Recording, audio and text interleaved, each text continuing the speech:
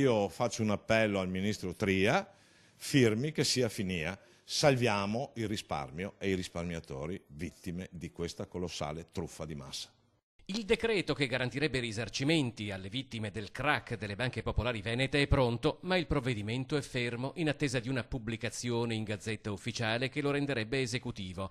Il testo, steso nella precedente legislatura parlamentare, soddisfa le associazioni dei consumatori. La possibilità per tutti coloro che hanno ottenuto un danno ingiusto, di ottenere in brevissimo tempo il ristoro delle perdite che hanno subito.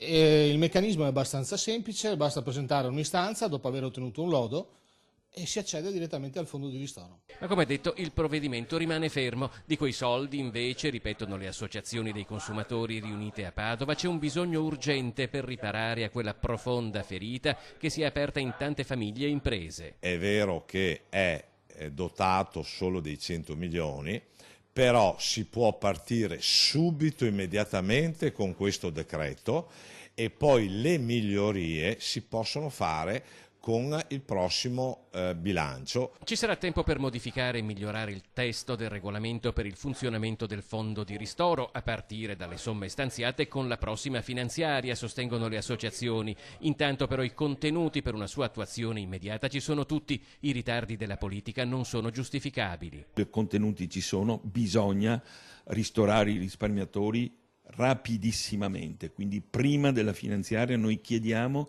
che il decreto sia pubblicato nella Gazzetta Ufficiale. Quello che tutti quanti stamattina ci stiamo chiedendo è cosa stiamo aspettando e quanto tempo ci vorrà ancora, perché di tempo ne è passato tanto e la gente non ne ha più, questo è il problema.